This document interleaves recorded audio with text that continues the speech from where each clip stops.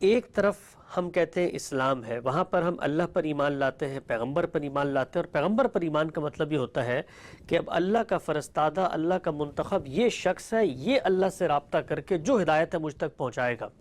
سوال آپ کی خدمت میں یہ ہے کہ یہ کیسے ہو سکتا ہے کہ میں مسلمان ہوں اور پھر اس کے بعد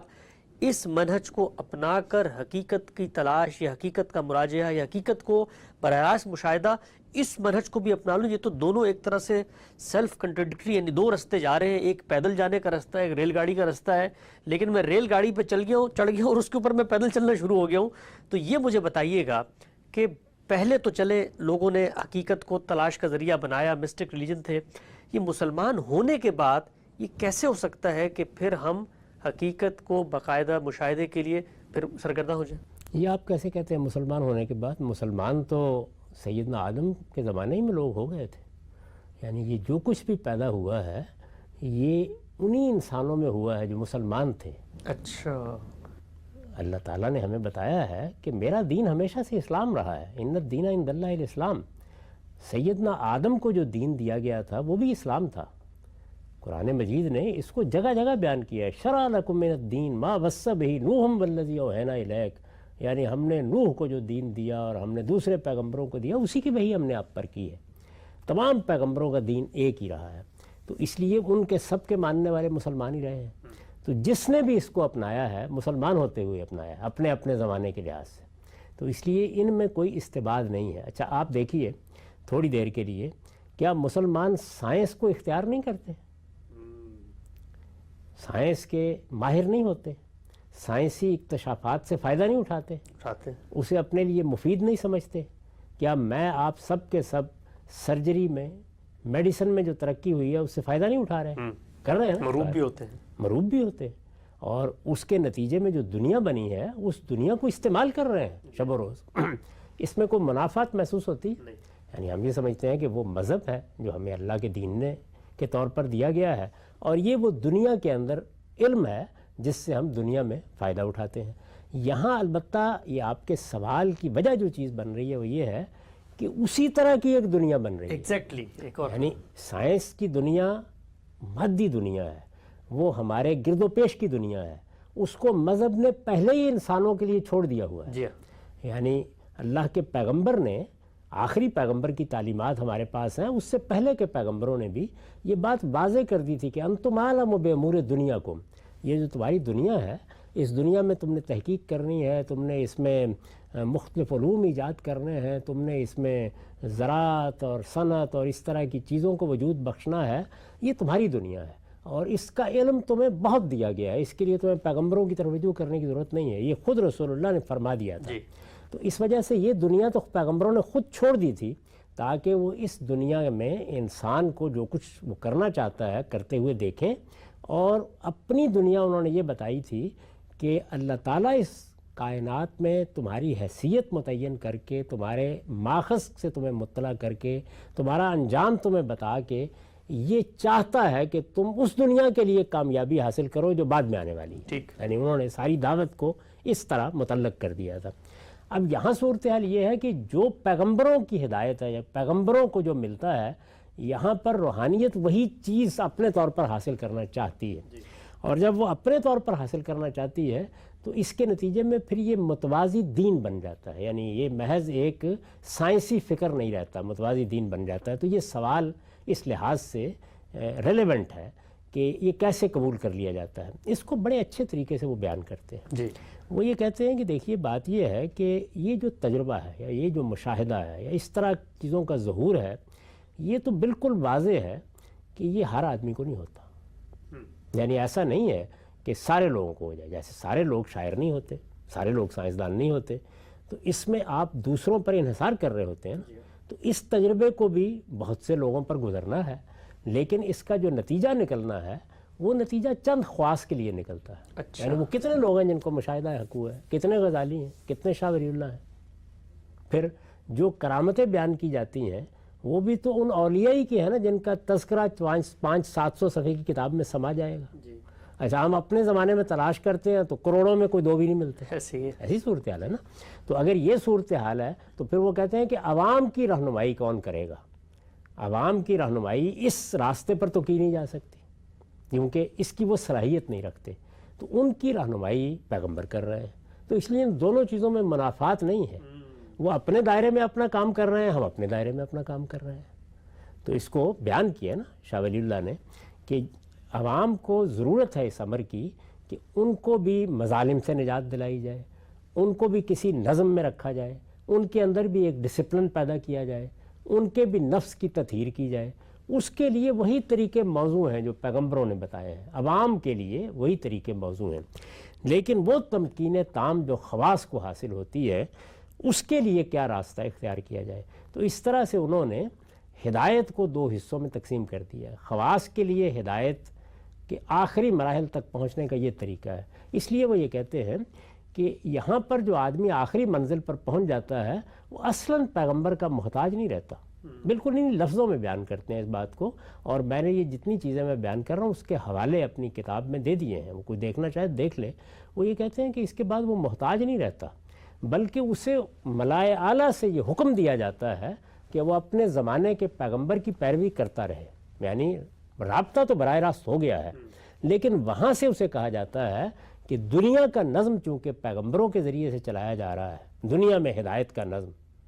تو اس لیے تم نے پیغمبروں کی طرف ہی رجوع کرنا ہے، یعنی پیغمبروں کے ساتھ وابستہ رہنا ہے اور ان کی ہدایت کی ظاہر میں پیروی کرنی ہے، اگرچہ حقیقت تم پر کھل گئی۔ تو ظاہر ہے کہ پھر اس میں اصول میں تو یہ بات ایسے بیان کر دی جائے گی، لیکن جو لوگ اتریں گے ان میں کوئی وہ بھی ہوگا کہ جو انا الحق کہہ دے گا، وہ بھی ہوگا جو یہ کہے گا کہ مجھے تمام تکلیفات شرعیہ سے بالکل الگ کر دیا گیا ہے، کہہ دیں گے نا اس طرح کی چیزیں۔ اس کے بارے میں پھر کہا جاتا ہے کہ یہ سر حق ہے، اس کو بیان کرنا موضوع نہیں ہے، یعنی تمہیں چاہیے یہ تھا کہ تم ظاہر کا پردہ نہ اٹھاتے، پھر اس میں وہ یہ کہیں گے۔ تو اس سے آپ اندازہ کر سکتے ہیں کہ انہوں نے ایک ربط پیدا کر لیا اس کے اندر، یعنی یہ عوام کے لیے پیغمبروں کی ہدایت ہے اور خواص کے لیے یہ طریقہ ہے۔ چنانچہ جو پھر اس کی کلاسیکی کتابیں ہیں، آپ قوت القلوب کو دیکھیں، اسی طرح غزالی کی احیاء العلوم کو دیکھیں، شاہ ولی اللہ کو دیکھیں، شاہ اسماعیل کی ابقات کو دیکھیں، تو آپ کو یہ بالکل واضح طور پر ملے گا کہ وہ ایک ایک دینی تصور کو پھر عوام، خواص اور اخص الخواص میں بانٹ دیتے ہیں۔ یعنی عوام کی توحید کیا ہے، وہی جو قرآن میں بیان ہوئی ہے، جو پیغمبر نے بتائی ہے۔ خواص کی توحید وہ پھر خود بیان کریں گے، اخص الخواص کی توحید وہ بیان کریں گے۔ اسی طرح صبر کیا ہے، شکر کیا ہے، توکل کیا ہے، یہ جتنی دینی تعبیرات ہیں ان دینی تعبیرات کو وہ لیں گے اور یہ بتائیں گے کہ وہ جو تمہارا دین ہے، جو پیغمبروں کا دین ہے، اس میں اس کی حد یہ ہے، اور ہمارے ہاں تمکین تام میں آ کر اس کی حقیقت یہ بنتی ہے۔ تو یہ دونوں چیزوں کو وہ عوام اور خواص میں تقسیم کر کے آپ کے لیے قابل فہم بنا دیتے ہیں۔ اور پھر اس کے بعد جب ان سے پوچھا جاتا ہے کہ کیا تم نے یہ سب کچھ حاصل کر لیا، تو پیغمبر سے تو تم غیر متعلق ہو گئے، اس کے نتیجے میں ضرورت نہیں رہی۔ تو اس کے لیے شاہ ولی اللہ نے وہ مثال دی ہے کہ اس طرح سمجھو کہ فیض وہیں سے آ رہا ہے، لیکن وہ فیض پھر کہاں سے آیا ہے؟ وہ قرآن سے تو نہیں آیا، وہ حدیث سے تو نہیں آیا، وہ سنت سے تو نہیں آیا، وہ پیغمبروں کی تاریخ سے تو نہیں آیا، اسوہ حسنہ سے تو نہیں آیا، وہ کہاں سے آیا ہے؟ تو وہ کہتے ہیں کہ ایسے سمجھو اس بات کو کہ جیسے آفتاب چمک رہا ہے تو آفتاب کی حدت کائنات میں پھیل رہی ہے۔ اب اگر فرض کیجئے کہ ایک کھیت میں خربوزہ ہے تو وہ اسی کی حدت سے فیض یاب ہو رہا ہے، اس کی حیات اسی پر مبنی ہے، لیکن نہ خربوزے کو معلوم ہے کہ یہ اسے کہاں سے حاصل ہو رہا ہے اور نہ آفتاب کو معلوم ہے کہاں سے حاصل ہو رہا ہے۔ تو یہ مثال دے کے انہوں نے ان دونوں کے باہمی تعلق کو واضح کیا ہے۔ یہ اصل میں وہ چیز ہے جس کو سمجھانے اور سمجھنے کے بعد میں نے یہ بتایا ہے کہ یہ ایک متوازی نظام فکر ہے۔ چنانچہ دیکھیے کہ مجھ پر جن لوگوں نے اس باب میں تنقید کی اور کتابیں لکھی ہیں، اس میں ایک فاضل شخصیت نے اپنی کتاب میں اس مقدمے کو گویا من البدایہ الی النہایہ ثابت کر دی۔ کیسے؟ وہ نبوت کا مسئلہ زیر بحث آ گیا، یعنی نبوت کیا چیز ہے، تو نبوت پیغمبروں کے ہاں کیا چیز ہے، وہ آپ جانتے ہیں کہ وہاں تو یہ ہے کہ اللہ تعالیٰ کسی شخص کا انتخاب کرتے ہیں، نہ اس شخص کے ہاں کوئی غیب کو جاننے کی طلب ہوتی ہے، نہ کوئی مراقبہ، نہ کوئی اس طرح کی ریاضتیں۔ وہاں تو صورتحال یہ ہوتی ہے کہ اپنے خسر کی بکریاں چراتے چراتے اپنی اہلیہ کو لے کے ایک شخص وطن واپس جا رہا ہے، جی، رات کا وقت ہے، آواز آتی ہے، موسیٰ میں تمہارا پروردگار بات کر رہا ہوں، یعنی اس سے پہلے کوئی ریاضت، کوئی مکاشفہ، کوئی مشاہدہ، کوئی چیز نہیں، یعنی کوئی تیاری نہیں، بلکہ اس کو قرآن مجید نے پیغمبری کے لیے استدلال بنا دیا ہے اور یہ کہا ہے کہ تم لوگ عقل سے کام نہیں لیتے، فقط لبثت فیکم عمرا، میں نے تمہارے درمیان ایک عمر گزاری ہے، حضور نے 40 سال کا کم بیش گزارے، تم نے کبھی اس کے کوئی آثار دیکھے ہیں میرے اندر کہ میں غیب کا طالب بنا ہوا ہوں اور میں کوئی مراقبے کر رہا ہوں اور میں ان چیزوں کو حاصل کرنے کی کوشش کر رہا ہوں؟ بلکہ بڑی شدت کے ساتھ کہا ہے رسول اللہ صلی اللہ علیہ وسلم کے بارے میں کہ ما هو علی الغیب بضنین، وہ تو کبھی غیب کے حریص ہی نہیں رہے، تو ان کے ہاں اس کا کوئی سوال ہی نہیں ہے کہ کوئی طاقت آ کے ان کو گمراہ کر دے، انہوں نے تو کبھی یہ چاہا ہی نہیں، ہم نے ان کا انتخاب کیا ہے۔ تو وہاں اللہ تعالیٰ کی طرف سے انتخاب ہوتا ہے اور اس سے نبوت کی ابتدا ہوتی ہے۔ تو انہوں نے اپنی اس کتاب میں بڑی وضاحت کے ساتھ یہ بتا دیا کہ یہاں نبوت کا مطلب ہی اور ہے۔ اچھا، یہاں اصل میں نبوت کی ابتدا اس فیضان وجود سے ہو گئی ہے جب کہ میں ایک خلق کے مرحلے سے گزرا ہوں۔ وہ خلق کا مرحلہ کیا ہے؟ مجھے واجب الوجود سے ایک وجود ملا ہے، یہ میرے اندر جو وجود آنے کا عمل ہوا ہے یہ بجائے خود نبوت ہی ہے، اور پھر یہی آگے بڑھتے بڑھتے اس تعلق میں پیدا ہو جاتی ہے جس کو میں نے بیان کیا کہ شاہ ولی اللہ یا شاہ اسماعیل پھر بیان کرتے ہیں کہ اس منزل تک جب ہم پہنچتے ہیں تو یہ تفہیم کا درجہ حاصل ہوتا ہے جہاں پر ساری چیزیں اسی طرح حاصل ہونی شروع ہو جاتی ہیں جس طرح پیغمبروں کو حاصل ہوتی ہیں۔ تو دیکھیے یہاں پر نبوت بھی ایک دوسری اصطلاح بن گئی اور اس کو اس نظام فکر میں رکھ کر سمجھنا ضروری ہو گیا۔ تو یہ اس بات کی تصویب ہے کہ یہاں پر اصطلاحیں بھی اپنی ہیں، ان کے استعمال کے طریقے بھی اپنے ہیں،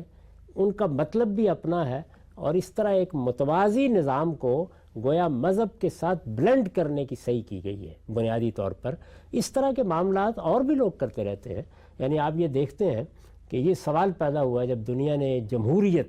کو ایک نظام کے طور پر اختیار کر لیا کہ اس میں کیا ہے، مذہب قبول کرتا ہے نہیں قبول کرتا، ہوا نا یہ سوال۔ سوشلزم، اسی طرح سوشلزم کے بارے میں یہی سوال پیدا ہوا، ہوئی دنیا نے ایک بڑی حقیقت بتایا گیا، دریافت کر لی ہے، یہ تو پہلی مرتبہ تاریخی عمل دریافت ہو گیا، پتہ چل گیا ہے کہ تاریخ میں طبقات کیسے پیدا ہوتے ہیں اور ان کے درمیان کشمکش کیسے ہوتی ہے اور ان کا سنتھیسس کیسے ہوتا ہے اور اس امتزاج کے نتیجے میں دنیا آگے کیسے بڑھتی ہے۔ تو اب چونکہ ہم نے کلاس لیس سوسائٹی کی طرف بڑھنا ہے اور اس کے لیے پورے تاریخی عمل کو ایک بہت بڑے شخص نے دریافت کر لیا ہے، صاحب سرمایہ نے۔ اب دیکھیے نا کہ صاحب سرمایہ نے جب اس کو دریافت کیا تو ہمارے شاعر نے اس کو خراج تحسین پیش کیا کہ صاحب سرمایہ از نسل خلیل، یعنی آپ پیغمبر بے جبرائیل،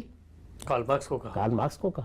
تو ظاہر ہے کہ ایک بہت بڑی دریافت سمجھی گئی۔ تو اس کے بعد بھی یہ سوال پیدا ہوا مسلمانوں کے بہت سے لوگوں میں کہ اصل میں جو اقتصادی عمل ہے اور دنیا کے اندر جس طرح طبقاتی کشمکش پیدا ہوتی ہے اور جس طرح اس کے نتائج نکلتے ہیں، تو یہ چیز جو ہے یہ مذہب اس کو کیسے رد کر سکتا ہے؟ تو ان دونوں میں بھی ایک تعلق پیدا کرنے کی صحیح کی گئی۔ چنانچہ اگر آپ پچھلے 200 سال میں بعض تحریریں پڑھیں تو یہ آپ کو معلوم ہوگا کہ بہت سے مفکرین ہیں جنہوں نے اسی طرح سے قرآن مجید کی آیات سے اس پورے تصور کو